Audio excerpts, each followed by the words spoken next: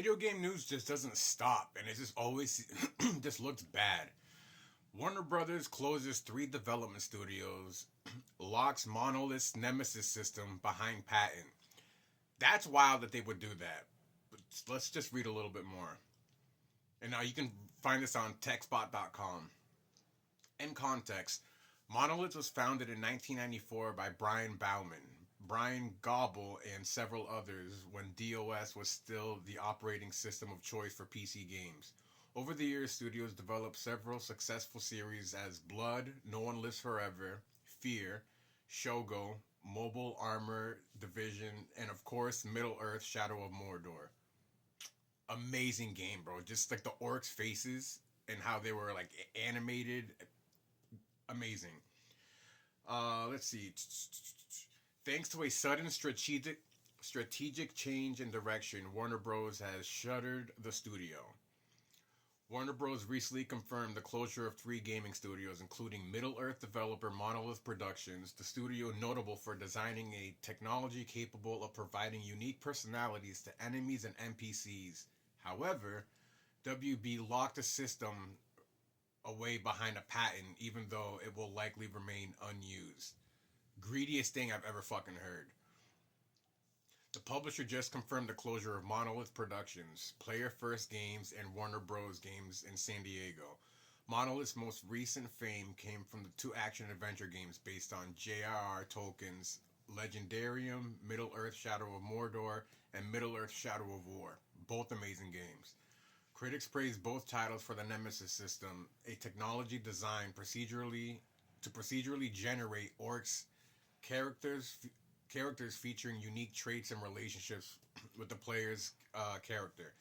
That system, it made them, because I remember playing the game and just the orcs, I was just like, bro, like, not just the voice acting, but just like just the personalities behind them and just the way the face is animated. The orcs are my favorite. Like, I kind of wish we played the orcs and got like more orc story. Uh, Monolith and Warner Bros. Invested in the Nemesis system so much that the publisher decided to patent the technology in 2016. The patent describes methods for managing NPCs that can remember previous interactions with the player and react accordingly in subsequent encounters. The patent expires on August 11th, 2036. So no other developers can use the Nemesis system, and WB has nothing in the works either. You would think, like, I think at least, like, in like the age of gaming, that you would want to share what works, pass it on to others so they can gain from it, make incredible stuff that we can all enjoy. That should all be done. Just share each other's knowledge. Like, hey, how did you guys do this? Or how did you guys make this grass look so good? Or how did you guys do the characters? Just make them like, don't do. You're gonna lock it behind a patent and then no one can fucking use it. Like that. That's wild, man.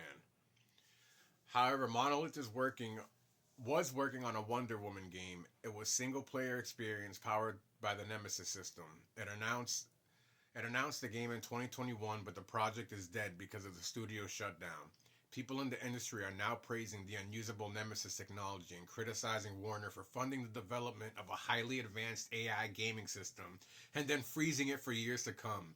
It sounds like the like the right move right out of Disney's playbook. Gaming journalist Scott Robertson noted how Monolith pioneered a one-of-a-kind system for procedural generation of a unique enemy interactions and showed its contempt for Warner Bros.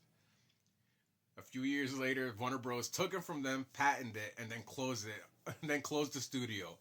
Just literally pulled out 12 inches of "fuck you, that's ours." That's literally what they did. The closure of Monolith, Player First Games, and Warner Bros. Games San Diego resulted from a very rocky period in WB's gaming business. Chief executive and president of Warner's Global Streaming and Games, JB Perrette, told Bloomberg that the quality of too many new releases missed the publisher's expected results. The company took a $200 million loss for the Suicide Squad Kill the Justice League project alone. We're not talking about that game. That game was straight. It looked nice. Then when you played it, I was just like, what's with all these like colors. It's like I thought I was gonna have a seizure just from playing that game. Um, yeah, it's the end of the article, but yeah, they were gonna do Wonder Woman. They were gonna do Flash. They made that Batman Arkham VR. Like, I understand if every household had a VR headset like system, then yeah, we're gonna make money. But how many people really honestly have VR? Do you think? So yeah, well, I am glad to say that they're just gonna focus on a new solo Batman game. I'm hoping they just took what they know from the previous games and just injected into this with some more flavor sprinkled on top.